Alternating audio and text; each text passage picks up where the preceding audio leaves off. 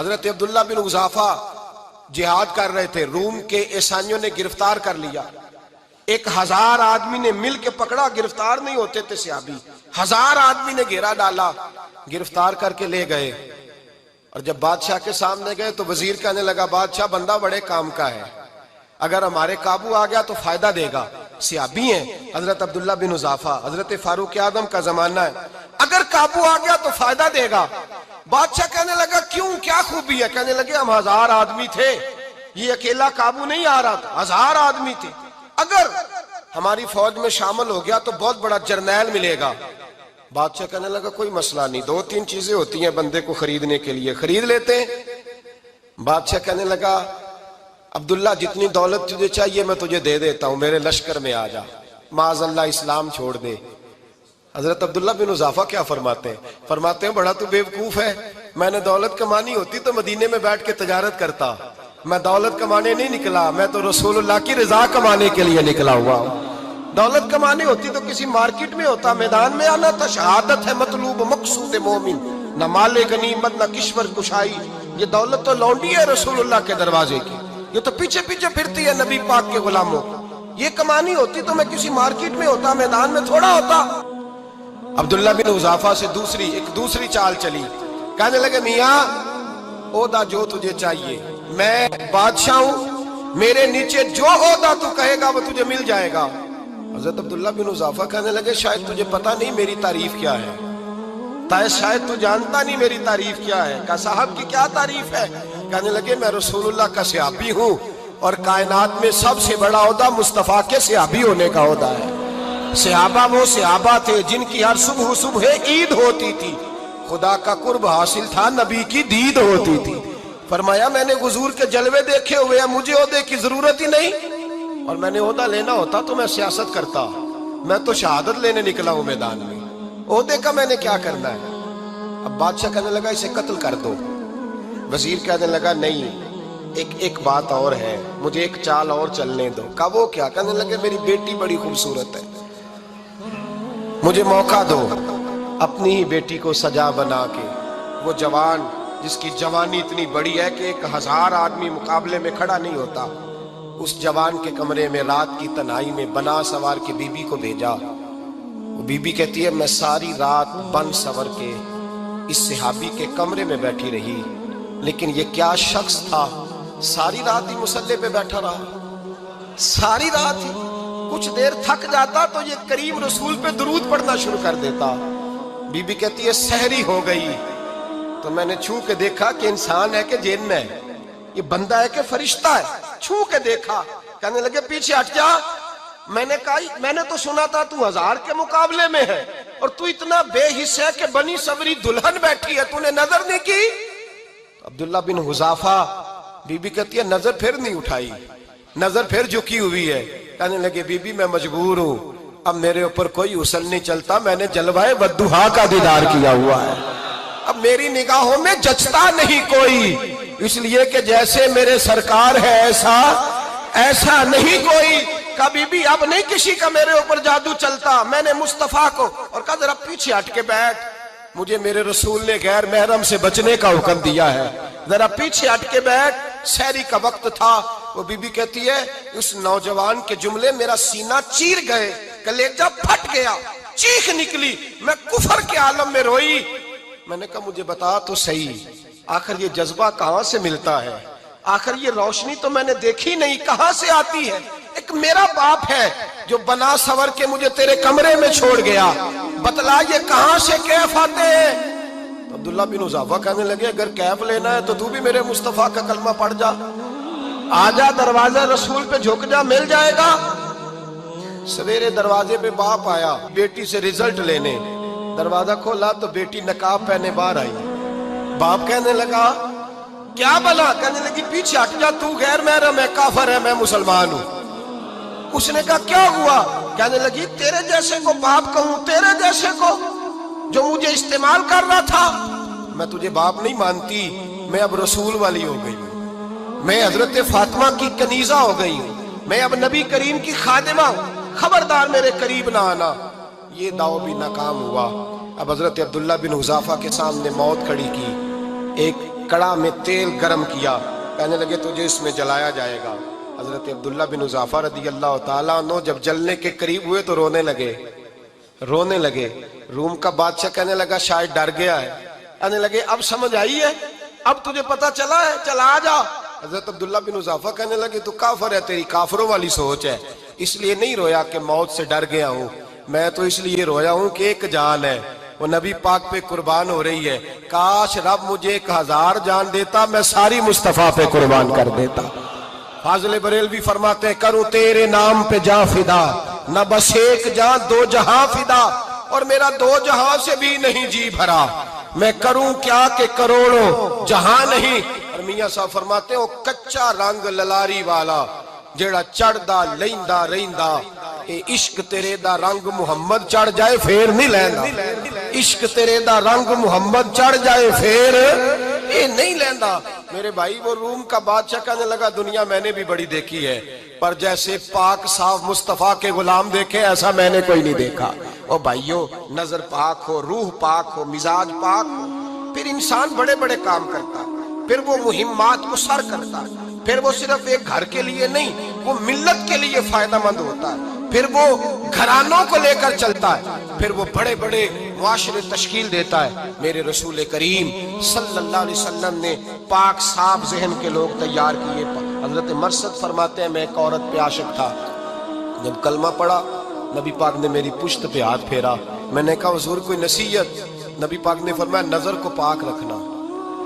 آپ فرماتے ہیں عورتیں میرے پیچھے بھاگا کرتی تھیں اور مجھے کہا کرتی تھی اب تو دیکھتا کیوں نہیں؟ تو میں نے کہا پتا مجھے بھی نہیں، مصطفیٰ کی ایک نظر ہوئی ہے، رب نے سارے محل کو چہل دور فرما دیے، سارا کچھ ہی بدل گیا۔ ملت کے جوانوں یاد رکھو اس بات کو، یہ پاکیزگی، یہ نظر، یہ پاکیزگی، یہ مزاج، یہ انسان سے بڑے کام کرا لیتی ہے، اور اگر تیری نظر ناپاک رہتی ہے پھر تو کچھ نہیں کر سکتا، پھر تیری زندگی ایک ایسے قید خانے میں قید ہو گئی ہے جو تجھے 2 قدم بھی نہیں چلنے دے گی۔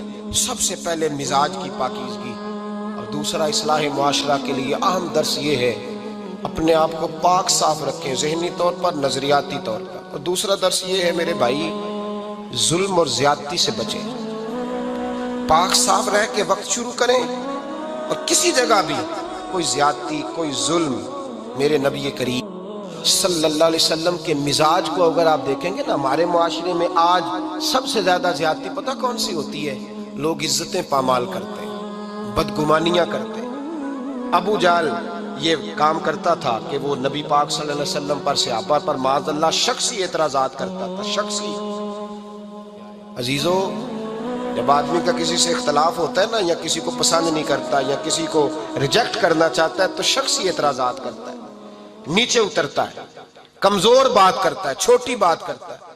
اور ہمارے زمانے میں تو یہ کام حسد کی وجہ سے ہوتا ہے، بڑے بڑے جماعتیں ٹوٹ جاتی ہیں، ملتوں کا شرازہ بکھر جاتا ہے، لیکن لوگ اپنی اس حرکت سے باز نہیں آتے، ساری زندگی ذاتی اور نجی اعتراضات کرتے رہے۔ ابو جہل کے اندر ہزاروں عیب پائے جاتے تھے، شرابی بھی تھا، بدکار بھی تھا، بے حیا بھی تھا، ظالم بھی تھا۔ میرے نبی پاک صلی اللہ علیہ وسلم نے اسے دین کا پیغام دیا ہے، لیکن تاریخ کی کسی کتاب میں آپ کو یہ نہیں ملے گا کہ حضور نے کبھی اس کی شخصیت پر اعتراض کیا ہو۔ یہ فرمایا ہے کہ بڑا فرعون ہے اس امت کا، لیکن نیچے اتر کر کبھی اس کی ذاتی اور شخصی زندگی پر کوئی زیادتی صحابہ کی طرف سے اور نبی پاک کی طرف سے، بہت بڑی بات سمجھا رہا ہوں اگر آپ کی سمجھ میں آئے تو، ہم ذاتیات پر اترتے، ذات پر اتر کر زیادتی کرتے، ذات پر۔ ہمارا اب ظلم نجی سطح سے شروع ہو رہا ہے اور پوری ملت کو لپیٹ میں لے رہا ہے، پوری ملت کو۔ چھوٹی چھوٹی زیادتیاں ہیں جو پورے معاشرے کو اپنی لپیٹ میں لیتی ہیں۔ میرے نبی کریم علیہ السلام نے جو دین ہمیں دیا ہے وہ خیر خواہی کا مذہب ہے، وہ بھلا کرنے کا مذہب ہے، وہ کام آنے کا مذہب ہے، وہ ظلم سے بچنے کا مذہب ہے۔ میرے نبی پاک نے فرمایا ظلم سے بچ جانا، قیامت کے اندھیروں میں جو بڑا اندھیرا ہوگا وہ ظلم ہوگا۔ اصلاح معاشرہ کانفرنس کا پہلا سبق میں نے عرض کیا کہ نظر کو، ذہن کو، سوچ کو پاک رکھیں، اور دوسرا زندگی میں کبھی زیادتی نہ کریں، کبھی بھی اپنے مخالف پر بھی کبھی شخصی، ذاتی اور نجی اعتراضات نہ کریں۔ یہ انسان کے اندر کا ظلم ہوتا ہے، ہمارے گھروں کے اندر سے ظلم جنم لینے لگا ہے۔ روز بہو پہ تیل چھڑکا جاتا ہے، روز کسی نہ کسی شہر سے، اپنے ہی گھر سے، اپنے ہی چراغ کو بند کرنے کی خبر نکلتی ہے۔ سڑکوں پہ، چوکوں پہ، چوراہوں میں غریب مسلے جاتے ہیں، جس کے ہاتھ جہاں تک پہنچتے ہیں وہ وہاں تک معاذ اللہ زیادتی کر گزرتا ہے۔ اگر قوم ظلم سے بچنے لگے، زیادتی سے بچنے لگے، تکلیف دینے سے بچنے لگے تو معاشرہ سنور جائے گا۔ میرے رسول کریم علیہ السلام نے اپنے غلاموں سے پوچھا تھا، بتاؤ مفلس کون ہوتا ہے؟ کون ہے جس کے پاس کچھ نہیں ہوتا؟ صحابہ نے کہا یا رسول اللہ جس کے پاس پیسے نہ ہو۔ بخاری مسلم متفق علیہ حدیث ہے۔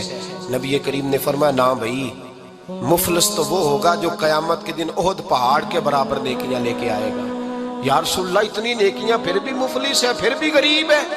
تو نبی پاک نے فرمایا نیکیاں پہاڑ کے برابر ہیں، پر اس نے چغلیاں بڑی کی ہیں، غیبتیں بڑی کی ہیں، مذاق بڑے اڑائے، اس نے لوگوں پر پھبتیاں بڑی کسی، تان و تشنی بڑے کیے، ظلم بڑے کیے، گالی بڑی کی، لوگوں کے بارے میں بری باتیں کی۔ اب رب کریم نے وہ ساری نیکیاں لوگوں میں بانٹ دی، یہ مفلس ہو گیا، غریب ہو گیا۔ زیادتی نہیں کرے، ظلم نہ کرے، اپنی نجی زندگی سے لے کر گھر کے اندر سے لے کر اجتماعی زندگی تک زیادتی سے بچیں۔ میرے نبی کریم علیہ السلام نے اپنے غلاموں کو یہ درس دیا ہے، دیکھنا کبھی زیادتی نہ ہونے پائے، دیکھنا کہیں ظلم نہ ہونے پائے، دیکھنا کسی شخص کو تمہارے قول فعل سے، تمہارے مزاج سے تکلیف نہ پہنچے۔ میرے بھائیوں، حضرت وہب ابن منبہ علیہ رحمہ فرماتے ہیں کہ بنی اسرائیل کے اندر ایک بادشاہ محل بنانے جا رہا تھا۔ محل آج بھی جس آدمی کی سوسائٹی کے اندر 2-4 قلعے، 2-4 ایکڑ کسی غریب کے آ جائیں، وہ یا تو اسے دھمکاتا ہے یا بلیک میل کرتا ہے، کچھ نہ ہو سکے تو پھر قتل ہی کرا دیتا ہے معاذ اللہ۔ اور یہ خبریں عام ہمیں سننے، پڑھنے اور دیکھنے کو ملتی ہیں۔ بادشاہ محل بنانے جا رہا تھا، ایک غریب بی بی رہتی تھی، اس کی جھونپڑی بادشاہ کے محل کے نقشے میں آتی تھی۔ بادشاہ نے کہا بی بی منہ مانگی قیمت لے لو، خالی کر دو یہ مکان۔ بزرگوں کو اپنے جھونپڑیوں سے بڑی دلچسپی ہوتی ہے، بچے سوسائٹیوں میں چلے جاتے ہیں، ابا جی کہتے ہیں مجھے گاؤں میں رہنے دے، میرا یہیں دل لگتا ہے، مجھے اس گھر سے دلچسپی ہو گئی۔ اماں کہنے لگی بادشاہ میں یہاں بیاہ کے آئی تھی، خامد انتقال کر گیا، اولاد اللہ نے دی نہیں، میں پکا ہوا پھالوں، گر جاؤں گی تو تیرا ہی ہے، لیکن مجھے اس آشیانے میں رہنے دے، یہ گھونسلہ میں نے تنکا تنکا کر کے بنایا ہے، مجھے رہنے دے، نہ مجھے نکال۔ کہنے لگا میرا نقشہ خراب ہوتا ہے۔ بی بی سارا دن مکان میں بیٹھی رہتی کہ میری جھونپڑی ٹوٹ نہ جائے، ظالم کی نظر میں آ گئی ہے کہیں میرا یہ آرزوؤں کا محل چکنا چور نہ ہو جائے، سارا دن ڈیوٹی کرتی۔ بادشاہ نے بھی 2-4 سپاہی کھڑے کر دیے، جب گھر سے نکلے تو بلڈوز کر دینا، مکان کو گرا دینا۔ وہ خاتون کتنی دن بندہ بیٹھ سکتا ہے؟ ایک دن سر شام گھر سے نکلی، 2-1 گھنٹے کے بعد واپس آئی تو مکان گر گیا تھا، دیوار بن گئی تھی۔ حضرت وہب ابن منبہ فرماتے ہیں بس اس نے دعا کی، اس نے دعا کی تو رب کریم نے وہ شہر سارا تباہ کر دیا۔ اس بی بی نے 2 جملے کہے تو الٹ پلٹ دیا وہ سارا شہر۔ میرے نبی کریم علیہ السلام نے فرمایا جب مظلوم کے ہاتھ دعا کے لیے اٹھتے ہیں تو عرش کا مالک آسمان سے کہتا ہے کھول دے سارے دروازے، اس کے بیچ کوئی پردہ نہیں رہنا چاہیے، آنے دے، مظلوم ہے، اس پر ظلم ہوا ہے، ظلم ہوا ہے۔ لوگ کہتے ہیں میں بے چین رہتا ہوں صاحب، مولانا صاحب، پیر صاحب، وہ گھر کے کونے سے چیخنے کی آواز آتی ہے، کوئی دم مل جائے، کوئی تعویذ ہو جائے، کچھ ایسا ہو جائے کہ بچت ہو جائے، کوئی ایسی پھونک لگ جائے کہ آرام آ جائے۔ تو میں کہتا ہوں بھائی اگر بڑے دم کرانے سے بھی فرق نہیں پڑا، اگر بڑے تعویذ لینے سے بھی چیخیں بند نہیں ہوئی تو ذرا ٹٹول کے دیکھ لو، کہیں کسی یتیم کی آہیں ہی نہ دفن ہو وہاں، کہیں کسی غریب کا گوشت تو نہیں دبا لیا، کہیں کسی کو لوٹ کے تو دیوار نہیں بنا لی، کہیں کسی کا مکان پہ قبضہ کر کے تو نہیں بنایا۔ اگر لوٹ اور حرام کا مال ہو تو پھر چیخیں بند نہیں ہوتی، پھر سکون سے سویا نہیں جاتا، پھر وہاں آرام کی نیند نہیں آتی۔ حضرت وہب ابن منبہ فرماتے ہیں بی بی آئی اور آ کر کے اس نے جب دیکھا میرا گھر ٹوٹ گیا ہے، محل ٹوٹ گیا ہے، حالات بدل گئے ہیں، تو خاتون آتی ہے اور میرے بھائی دعا کی تو اس نے انداز ہی بدل کے رکھ دیے۔ مکان سے نکلی تو مکان ٹوٹ گیا، اور فرماتے ہیں واپس آئی تو ہاتھ پھیلا کے پتہ کیا کہتی ہے؟ کہتی اے اللہ میں تو موجود نہیں تھی، بتا تو کہاں گیا تھا؟ تو بھی موجود نہیں تھا، میں تو نہیں تھی، پر تو کہاں تھا؟ بس رب کریم نے حضرت جبریل کو حکم دیا، فرمایا یہ بستی الٹ دو، ساری تباہ کر دو، یہ لوگ نہیں رہنے چاہیے، جو ظلم تو سہتے ہیں بغاوت نہیں کرتے، نہیں رہنے چاہیے۔ صاحب طبقات کہتے ہیں میرے مصطفیٰ کریم سید عالم صلی اللہ علیہ وسلم کے وصال ظاہری کے ایام قریب آئے تو حضور نے سرخ پٹی باندھی، تیز بخار ہے نبی کریم کو، دو صحابہ سہارا دے کے مسجد میں لائے، نبی پاک علیہ السلام کو بظاہر سہارا دے کے لایا گیا۔ کریم رسول نے لوگوں کو جمع کیا، حضور آج کیا ہونے والا ہے، آج کیا کہا جائے گا، آج کس لیے میٹنگ بلائی ہے؟ نبی کریم کے کل صحابہ جب مسجد میں جمع ہوئے تو کھچا کھچ مسجد بھری ہے، وصال ظاہری سے چند یوم پہلے کی بات۔ نبی پاک نے فرمایا آج تمہیں کوئی جہاد کی ترغیب نہیں دینی، آج کوئی نیا پیغام نہیں دینا، آج تمہیں بتانا ہے کہ رب نے اپنے بندے کو اختیار دیا ہے، چاہے تو دنیا میں رہے، چاہے تو اس کی بارگاہ میں حاضر ہو جائے۔ اس عبد نے بارگاہ ربوبیت کی طرف لوٹنے کا ارادہ کر لیا ہے۔ حضرت صدیق اکبر رونے لگے تو صحابہ نے کہا تمہیں کیا ہوا؟ کہنے لگے سمجھ نہیں رہے، کسی کی بات نہیں کر رہے، نبی پاک تو اپنی بات فرما رہے ہیں، اس نے جانے کا ارادہ کر لیا۔ سنیے میرے بھائی، محبوب پاک نے فرمایا بھائی کسی شخص کو میری طرف سے کوئی تکلیف پہنچی ہو تو بدلہ لے سکتا ہے، بدلہ لے سکتا ہے، کسی کو تکلیف پہنچی۔ صحابہ پھوٹ کے رونے لگے، محبوبہ کرم ہی کرم ہوا ہے، رحمت ہی رحمت آئی، آپ کے بارے میں گمان کرنے والا بھی دائرہ ایمان سے نکل جائے گا۔ حضور آپ کیا فرما رہے ہیں؟ فرمایا نہیں بھئی اٹھو۔ پیچھے سے جناب عکاشہ بن محصن اٹھے، ہاتھ کانپتے ہیں، آگے بڑھے، کہنے لگے یا رسول اللہ ایک جنگ کے موقع پر آپ نے درہ مارا تھا، ننگی پیٹھ پر صفیں سیدھی کراتے، بات دل میں رہ گئی ہے، میں نے بدلہ لینا ہے۔ نبی کریم نے فرمایا بلال دوڑ کے جاؤ، فاطمہ کے گھر درہ پڑا ہے، درہ لاؤ۔ سیدنا بلال حبشی کہتے ہیں میں گیا، دستک دی، سیدہ طیبہ طاہرہ حضرت فاطمہ فرمانے لگی بلال کیسے آئے ہو؟ اماں جی وہ درہ چاہیے تھا۔ سیدہ کو تشویش ہوئی، کہنے لگے بلال نہ تو جنگ پہ جانا ہے، نہ جہاد ہے، نہ کوئی ایسا موقع ہے، حضور کی تو طبیعت مبارک بظاہر بڑی علیل ہے، درہ کیا کریں گے؟ حضرت بلال عرض کرنے لگے اماں جی ایک صحابی بدلہ لینے لگے ہیں، صاحب طبقات نے جملے لکھے ہیں، کہتے ہیں بی بی صاحبہ نے درہ بھی دیا اور امام حسن حسین کو بھی باہر نکالا۔ فرمانے لگی عکاشہ سے کہنا 100 درے مارے، ان دو شہزادوں کے جسم پر نبی پاک کے قریب نہ جائے، میں نے 2 بچے پیدا ہی اپنے محبوب پر قربان کرنے کے لیے کیے، ان کو لے جائے۔ حضرت بلال کہتے ہیں میں 2 شہزادے لے کے آیا، اور جب دروازے میں میں لے کے پہنچا تو نبی پاک نے دیکھا تو آنکھوں میں آنسو آ گئے، فرمایا ان کو بٹھا دو، مجھے پتا ہے فاطمہ نے کیا کہہ کے بھیجا ہے۔ حضرت سیدنا بلال فرماتے ہیں درہ میں نے جناب عکاشہ کو دیا، حضرت عکاشہ درہ لے کے آگے جو بڑھے تو حضرت ابو بکر صدیق نے ان کے پیروں پہ ہاتھ رکھا، فرمایا عکاشہ میری طرف آ یار، مجھے مار درے، نبی پاک کے قریب نہ جا۔ مصطفیٰ کریم نے فرمایا ابو بکر تو ہٹ جا، اسے آنے دے۔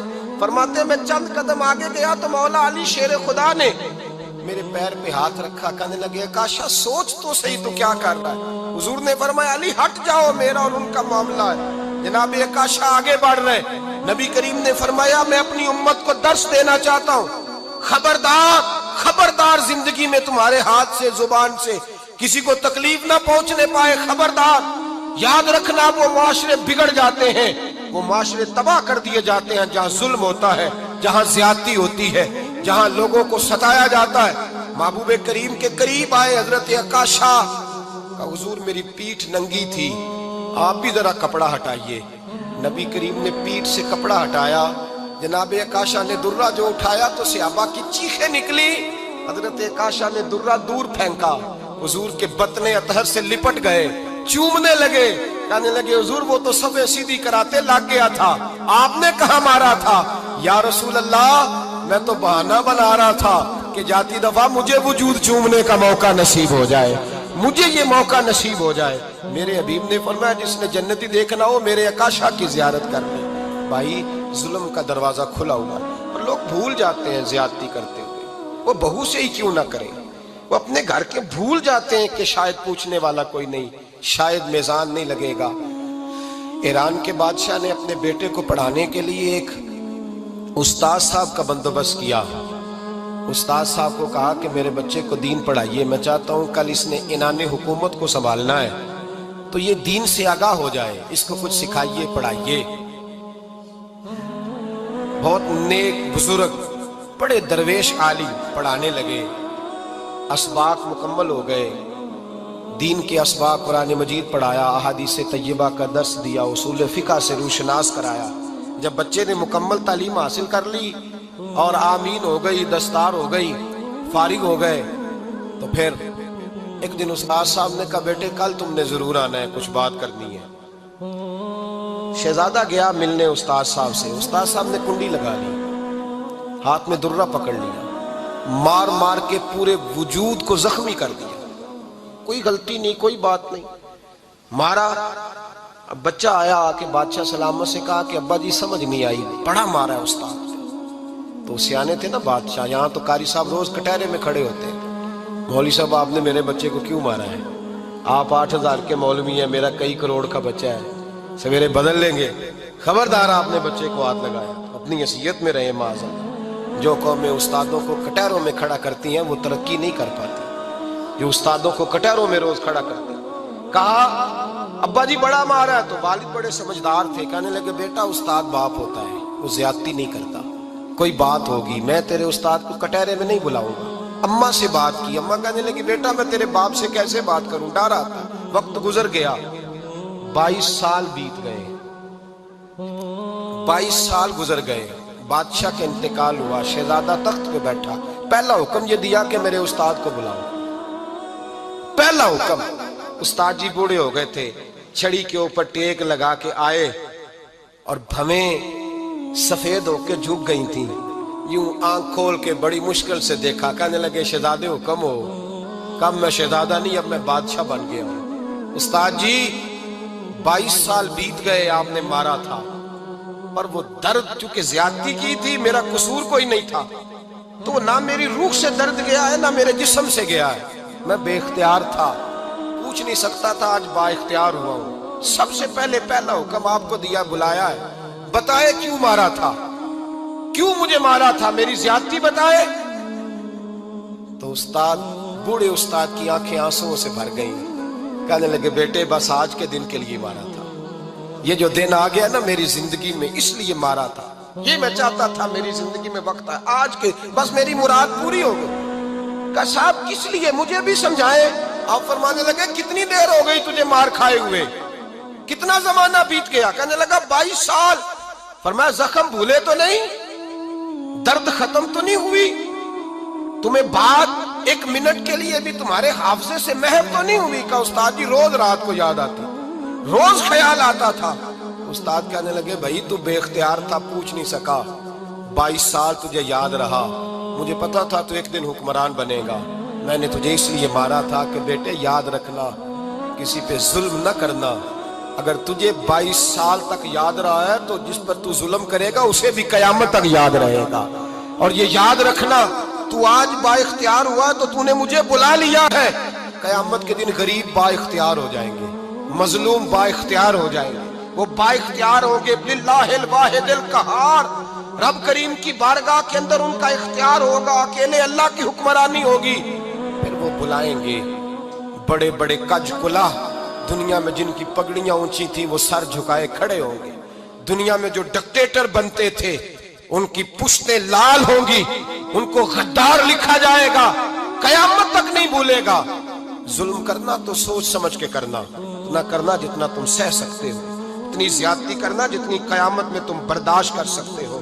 میرے نبی کریم صلی اللہ علیہ وسلم نے فرمایا ظلم سے بچو، یہ قیامت کے اندھیروں میں سے ایک اندھیرا ہوگا، زندگی میں زیادتی نہ کریں، اگر تھوڑی دیر کے لیے کوئی چیز برداشت کر جائیں گے تو وہ فائدہ دے جائے گی، کچھ دیر کے لیے اگر سہ جائیں گے تو نفع مل جائے گا۔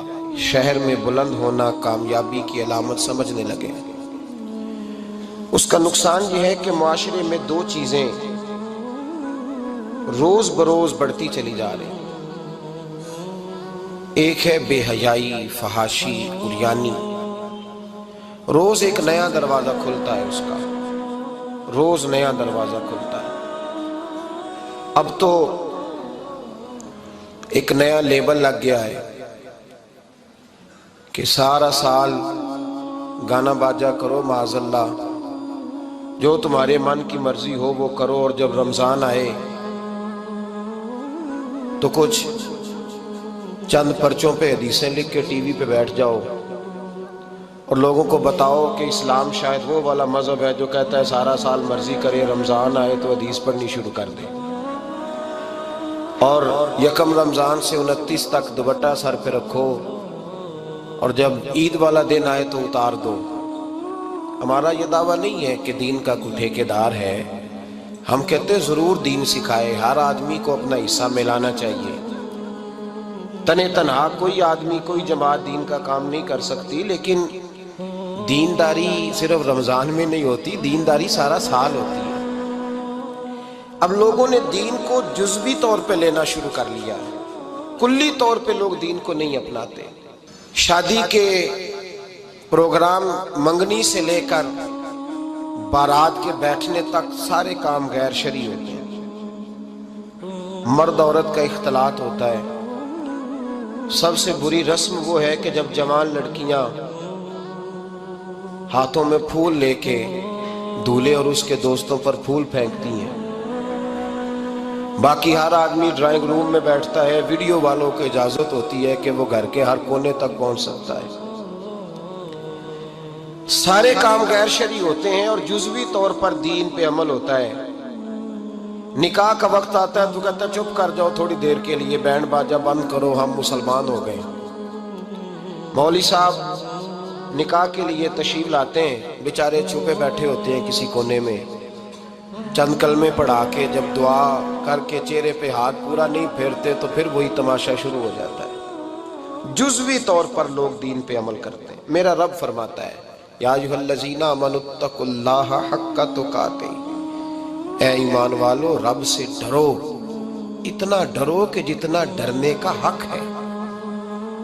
वला तमूतुन्ना इल्ला व अंतुम मुस्लिमून, और फरमाया ये ना हो कि तुम मस्जिद में मुसलमान हो और बाजार में ना हो। और ऐसा नहीं होना चाहिए कि जब तो तुम जिंदा हो तो मुसलमान हो और सुबह मुसलमान हो तो माज़अल्लाह शाम को काफिर हो, ऐसा ना हो। फरमाया तुमने कलमा पढ़ा है तो मेरे महबूब के गुलाम वो मरते दम तक मुसलमान ही रहना। अब मरते दम तक मुसलमान रहना, देखना दामने दीन तुम्हारे हाथ से छूट न जाए।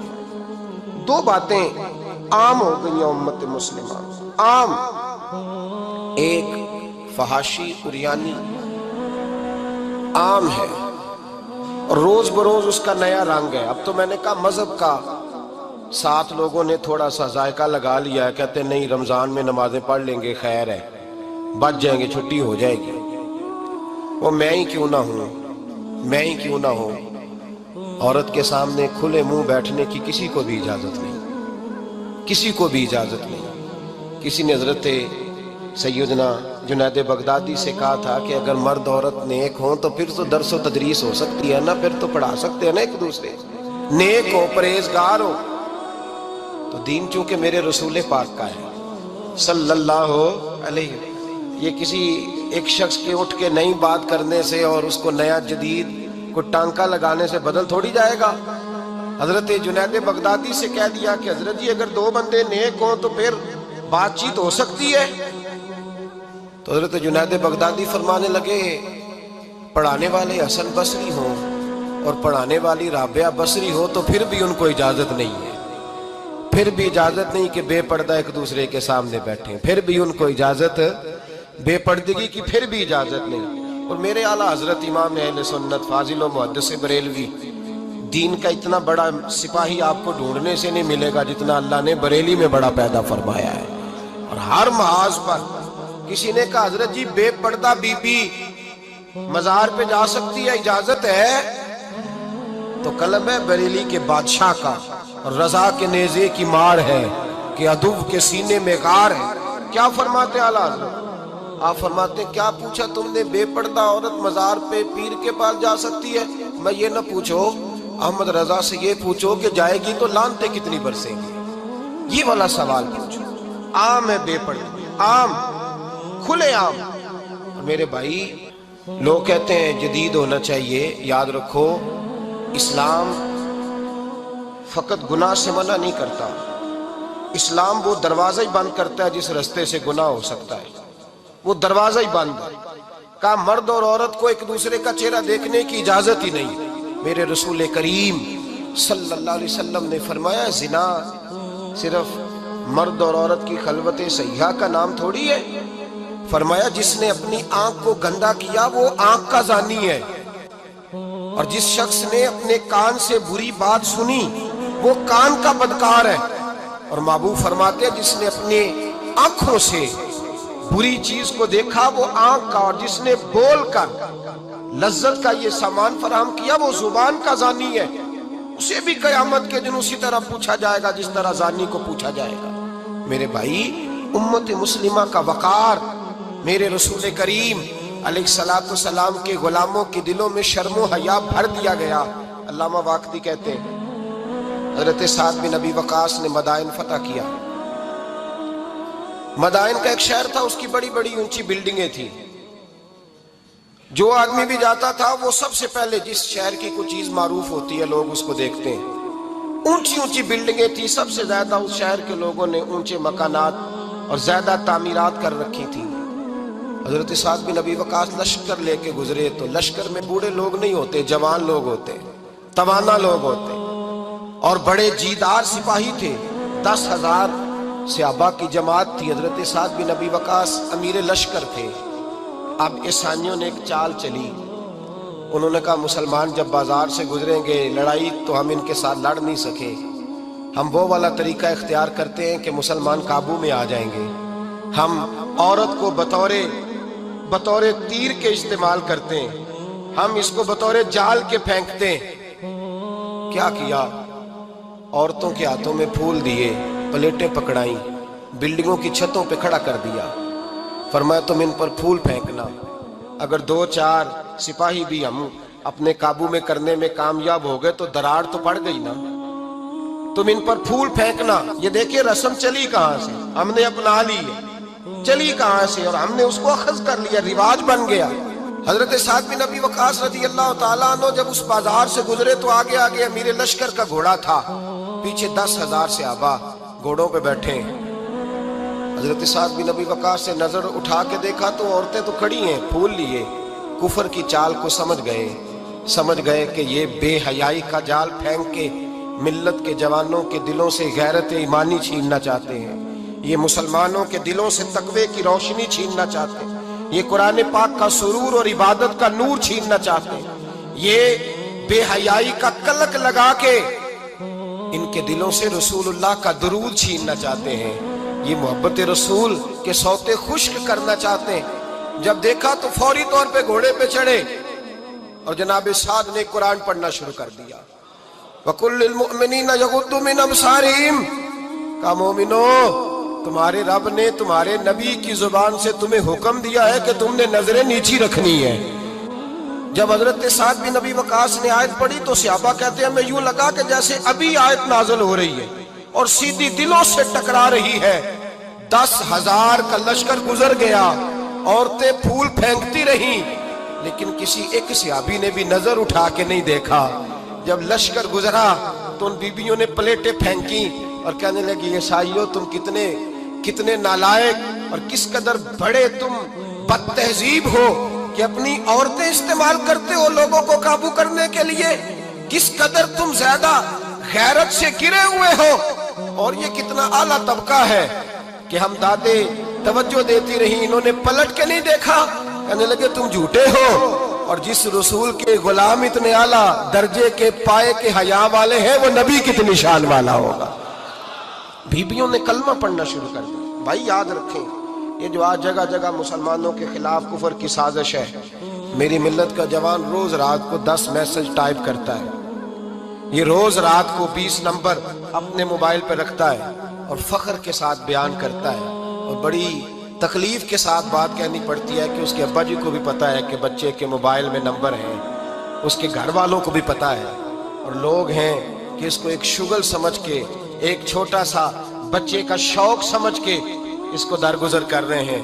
تجھے پتا نہیں کہ جب انسان کی یہ سوچ ہوتی ہے، جب اس کا یہ نظریہ ہوتا ہے تو ایمانی قوتیں کتنی زائل ہوتی ہیں. جب نوجوان کی نظر کے اندر عیب پیدا ہوتا ہے تو پھر اس سے نماز کی لذت جاتی رہتی ہے، قرآن پاک کا ذائقہ جاتا رہتا ہے، درود پاک کا ذائقہ جاتا رہتا ہے. اٹھائیے مسند امام احمد بن حنبل، میرے رسول کریم صلی اللہ علیہ وسلم کی بارگاہ میں صحابی نے آ کے عرض کی یا رسول اللہ میں بڑی اچھے طریقے سے وضو کرتا ہوں، ٹائم نکال کے مسجد آتا ہوں، حضور میں پابندی سے پڑھنے کی کوشش کرتا ہوں، لیکن اے معصوم آمنہ یا رسول اللہ میرا نماز میں دل نہیں لگتا، حضور میری طبیعت نہیں جمتی، میرا دوڑ جانے کو دل کرتا ہے، کوئی نسخہ بتلائیے۔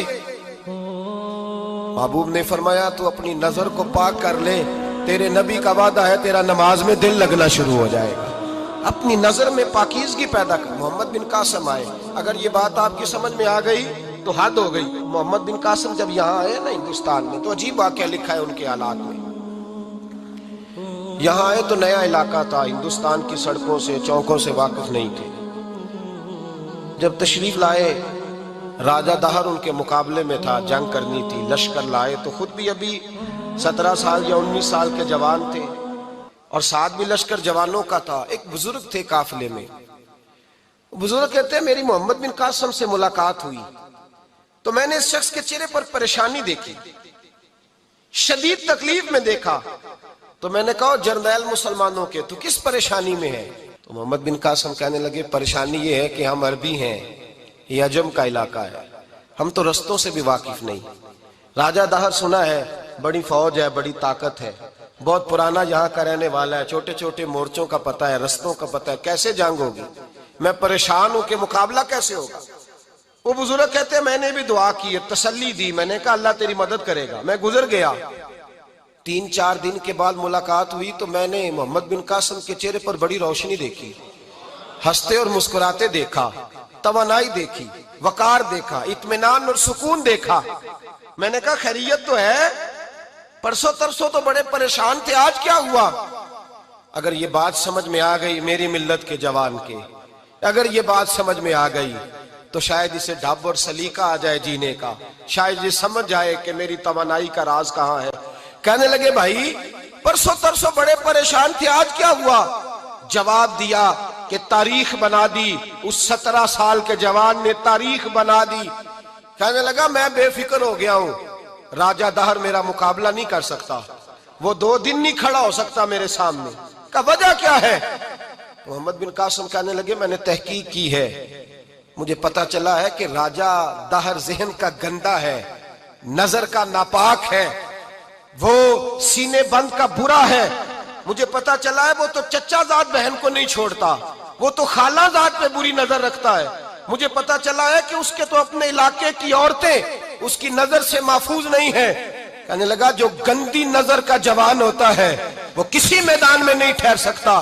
کہنے لگا میری 17 اور 19 سال کی جوانی ہے، مجھے قسم ہے گنبد خضرا کی، میں نے جب بھی دیکھا ہے یا مصطفیٰ کا درود دیکھا ہے یا رسول اللہ پہ نازل ہونے والا قرآن دیکھا ہے۔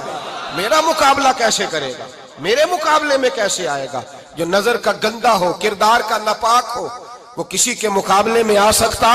اور ملت کے جوان یاد رکھ، جب تک نظریں ناپاک ہوتی ہیں اس وقت تک وجود کمزور ہوتے ہیں، جب تک نظریں ناپاک ہوتی ہیں ارادوں میں دراڑیں ہوتی ہیں، جب نظریں ناپاک ہوتی ہیں پھر عقیدے متزلزل ہوتے ہیں، جب نظریں ناپاک ہوتی ہیں پھر انسان کوئی بھی مہم سر نہیں کر سکتا، اور جب نظر پاک ہوتی ہے سایہ نظر کرم دی کر سوڑیا وے، سایہ نظر کرم دی کر سوڑیا وے، سن عرض میری، سن عرض میری، سایہ نظر کرم دی کر سوڑیا وے،